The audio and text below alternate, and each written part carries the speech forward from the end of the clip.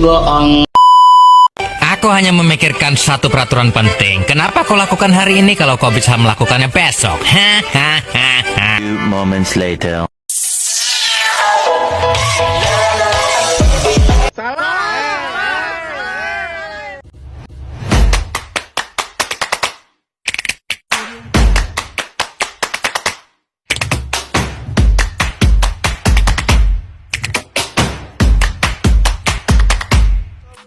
Assalamualaikum warahmatullahi wabarakatuh. Perkenalkan, nama saya Hanifah Mafira dengan akhiran NIM 190. Saya dari kelas B. Di sini saya akan menjelaskan 10 teks. Yang pertama yaitu teks prosedur, yaitu berisi langkah-langkah atau cara melakukan sesuatu agar hasilnya sesuai. Yang kedua, ada teks deskripsi, yaitu menggambarkan suatu objek, tempat, atau peristiwa secara rinci agar pembaca seolah-olah melihat langsung. Yang ketiga, ada teks eksposisi, menjelaskan atau memaparkan informasi dan pengetahuan secara objektif tanpa memengaruhi pembaca. Ada teks argumentasi, berisi pendapat disertai alasan dan bukti untuk meyakinkan pembaca tentang suatu hal.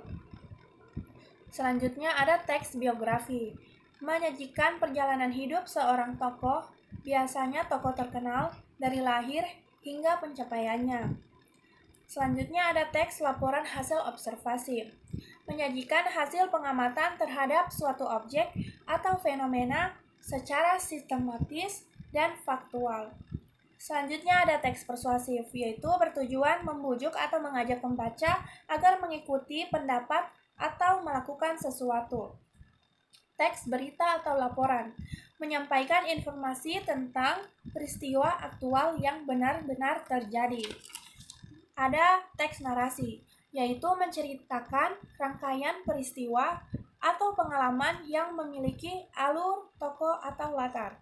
Selanjutnya ada teks anekdot, cerita singkat yang lucu atau menyindir, biasanya mengandung pesan atau kritik sosial.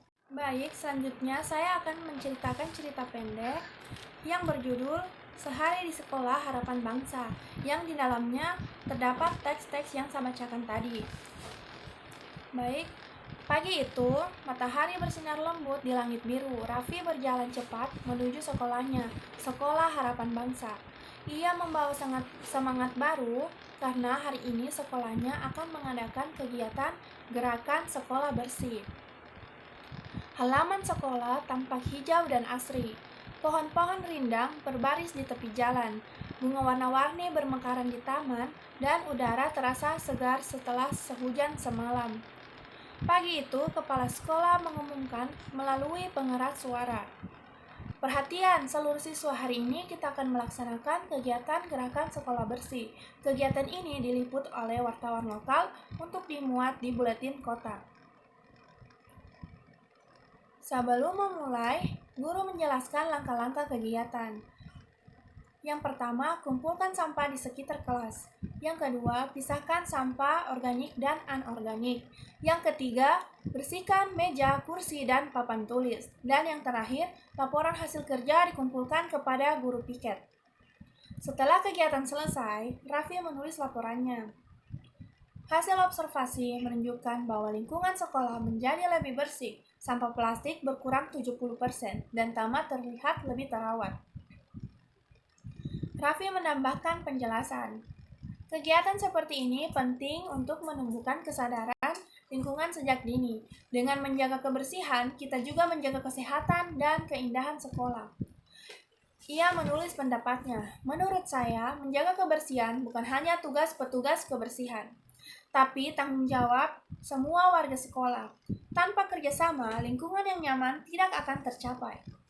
Raffi menutup tulisannya dengan ajakan, ayo teman-teman, mari kita biasakan hidup bersih. Mulailah dari hal kecil seperti membuang sampah pada tempatnya.